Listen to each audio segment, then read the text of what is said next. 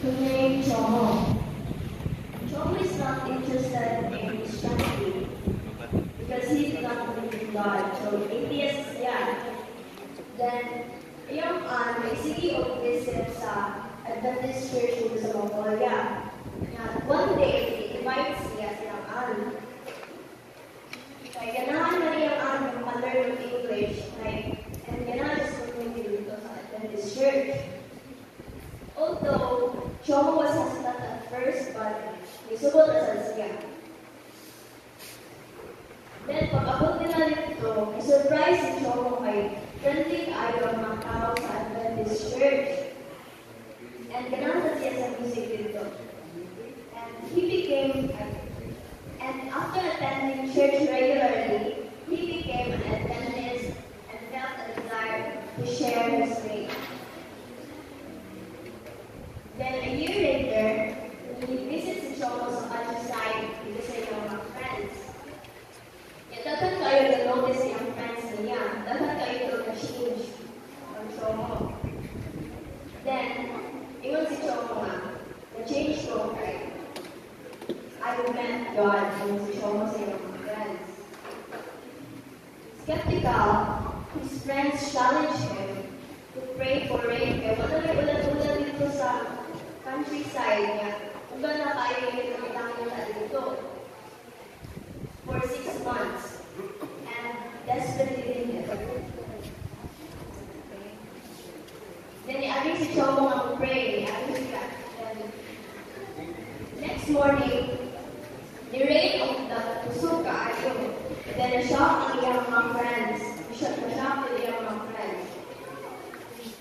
Yan, pagkakita nila ang inuman, ito na sila nag-start na mag-lead na sila sa Ginoo.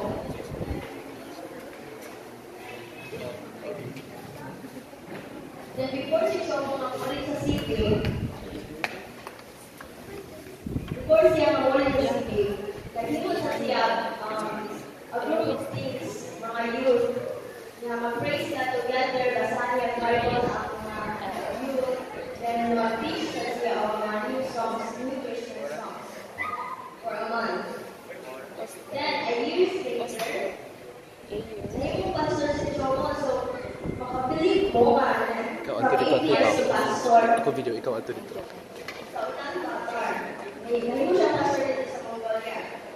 Pero wala yung Adventist Church, so nagtapos siya Adventist Church sa isang lugar. Nevertheless, the young people who were ministering continued to believe in God, and some of their parents as well. So, ang story ni Chomo Nofeng, nagpakita ng simple act of faith, and a miracle that changed people's lives, and inspired belief in God. So, ang journey ni Chomo Nofeng, from not believing in God, shows how faith can change lives. When you pray, pag-pray niya nga, ulan, wala na kayo nakatag ang tubig, ulan, wala na kayo nakatag ang ulan, but i-open sa niya ang hearts and friends ni Chomo para mag-believe sa Ginoo. Yung story kaya, tutol sa natin nga, when we are open to love and possibilities, we can create positive change around us. It shows the power of faith and how it can bring hope, joy, and trust. Reminder sa dinato na each one of us can make a difference, lighting the way for others to find their own path to believe in a deeper connection to God. That's all. I'm Lord and